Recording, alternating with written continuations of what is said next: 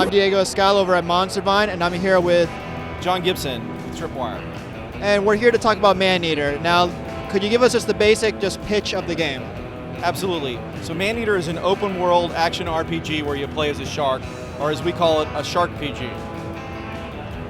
So what kind of, that's just like a really interesting concept to come up with. Like, what got you guys onto that sort of idea? So it kind of grew out of working with Alex Quick and the Blindside team. And Alex had previously worked on Depth, which was Sharks vs. Humans multiplayer. And out of that grew this desire to want to do something with the shark in single player. And then, digging into some of our some of the games that inspired us, like the Zelda games, Breath of the Wild, some of the Far Cry games, and wanting to do that open world action RPG, but do it in a way that hadn't been done before, some way that was really fresh. And so the whole vibe of the game, it's got a very humorous vibe, but you are playing as this murderous shark. How was it just getting that line just right? Yeah, we really wanted to take, kind of like a dark comedy approach to it. It does have its serious moments, but we didn't want it to feel brutal the whole game. If we made all the humans look really realistic and just shrieking and begging for their mother every time you ate them, some people would enjoy that, but some people that wouldn't enjoy that so much. So we took almost like a comic book approach to the style, and then bringing in Chris Parnell to be the narrator. He's a really funny guy. You know him from 30 Rock and Archer and Saturday Night Live, and he really does a great job of playing it straight. Crazy things are going on, but he's saying things semi-seriously, but with a little wink, so you know that, okay, this is a little funny. And the entire crux of the story is set in this sort of reality show with the villain Scaly Pete. So we knew when we wanted to do single player that we wanted it to have more of a story than just you're a murderous shark and you go out and kill things. We really wanted the shark to have a reason and a motivation to do the things it was doing. And so if we're going to have this very powerful shark, we need a very powerful villain. And Pete, as you'll see as you play through more of the game, there's more depth to Pete than you really see on the surface. And there's some reasons why he doesn't like sharks.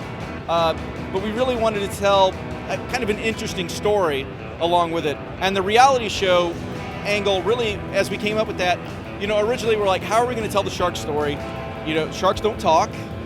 Do we give it an inner dialogue? But then we thought that's going to be a little cheesy, and we thought, well, that reality show thing, being inspired a little bit from television shows like Deadliest Catch, where there's a narrator sort of telling the human story, we said, well, the narrator could also tell the shark story.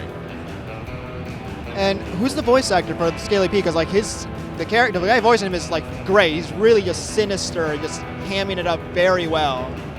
Yeah, and I wish I could remember his name off the top of my head, but he did an incredible job. And not only does he have to embody that character, but he had to learn a dialect that was not super familiar with him, this Cajun French dialect, and we didn't want it to be a caricature. We wanted him to come across, as a believable Cajun character, not sort of a Bobby Boucher from The Waterboy character, a very believable person. And with this, as I'm swimming through the water, it's just, I'm hunting groupers, I'm hunting catfishes and everything. How much research went into accurately representing all of these fish types?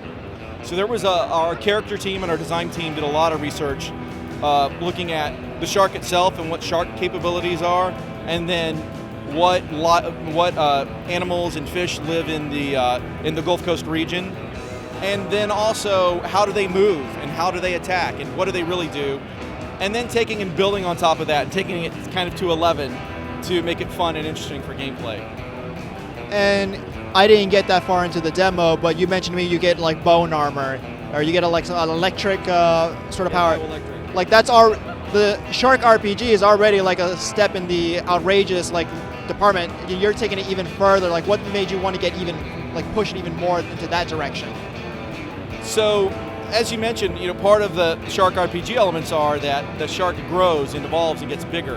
And as we watched people playing the game, we saw a few different play styles. You know, there's the player that wants to get out there and just fight and ram boats, and there are players that want to do other types of game styles. And we said, how can we give them some tools to make that even more fun? And for example, the bone armor, it gives you the ability to do more damage when you ram boats, and gives you stronger teeth so that you can attack.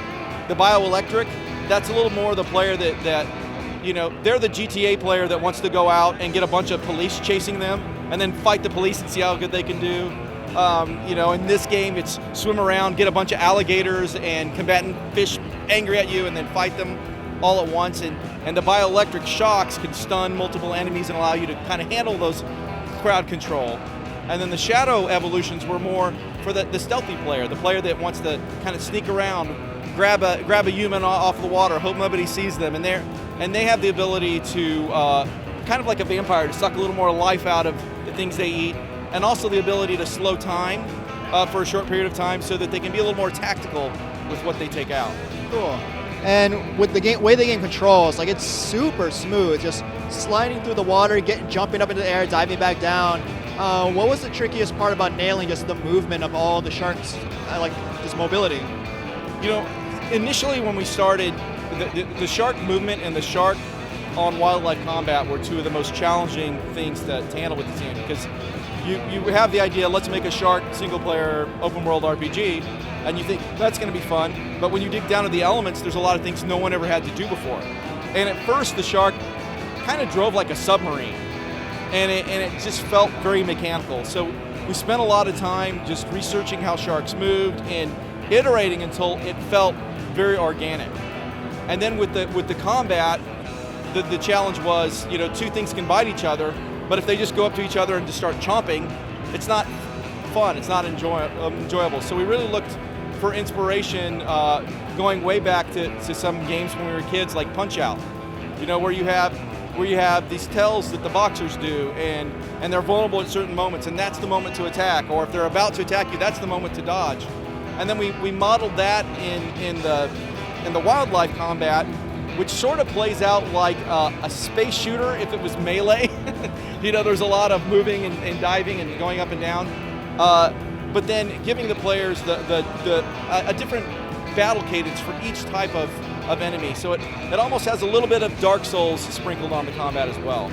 Okay, no, the Punch-Out reference like makes a lot of sense. Like, as I was playing it, just waiting for them to be vulnerable and then jumping in and then backing back and everything.